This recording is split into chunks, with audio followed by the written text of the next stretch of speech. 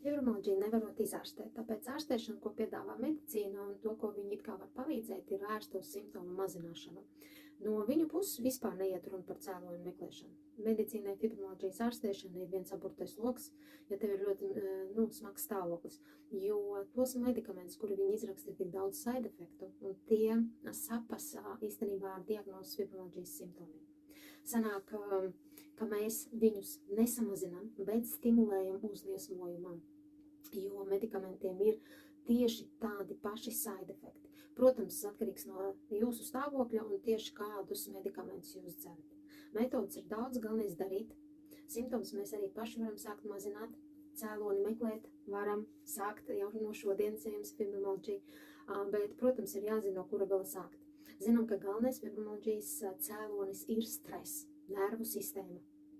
Protams, ir pašiem jāizglītojās, nevis globāli, kas tagad ir aktuāli meklēt, kas ir veselība vispār, jā, lai mēs neslimotu, bet tieši, ja jums ir fibromialģija vai kāda cita diagnoze, izglītojam sevi, lai saprastu, no kura gala sākt tas, kas mums tieši ir. Ja man ir fibromialģija, tad es arī izglītojos par fibromialģiju. Man bija ļoti smags gadījums fizioterapeiti, kuru parasti iesaka, es nevarēju izmantot, jo pat vienu pietupienu nevarēju izpildīt.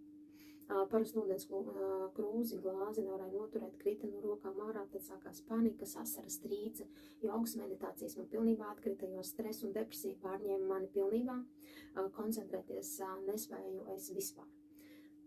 Ja godīgi, man nebija nojaut, no kura gala sākt un ko darīt, un kā no šī visa tikt ārā. Biju uz daudz dažādiem medikamentiem, antidepresantiem, paracetamols, morfijs, steroīdi, morfijs, gabapentīns un daudz citas, ko jau vairs tagad neatceros tos visus nosaukumus.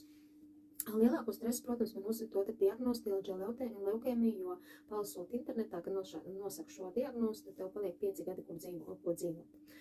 Protams, tas bija šoks, un tas ne tikai dienām bija, bet tas bija mēnešiem un pat gadiem. Bet tā, jebkuram var būt katram blakus vēl citas dažādas diagnozes un, protams, dzīves problēmas.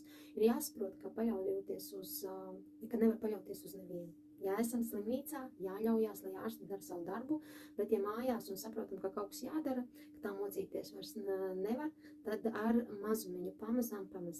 Sākumā saprast, kas tad tam visam ir cēlonis, no kā man tas viss ir radies, ar ko tad es sākšu, ko es darīšu, kā es celšu sevi kājās, kā es vingrošu, un vairāk domāt, protams, pozitīvi uz to, kad ceļš, ja mēs gribam dzīvot.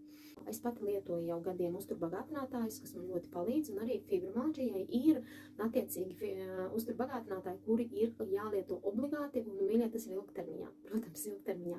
Bet paskatoties uz manīm, es jums centīšos pāris mēneša laikā, cik nu varēšu bieži, vai 2 mēnešos, apmēram pastāstīt jums 7 gadu pieredzi. Ja man tas izdosies, tad super, bet lielāko daļu, ja jūs gribat pasakot tieši par fibromialģiju, tad noteikti sekojiet. Uz katra video būs atzīmēts video numur 3, video numur 4, šis ir video numur 3,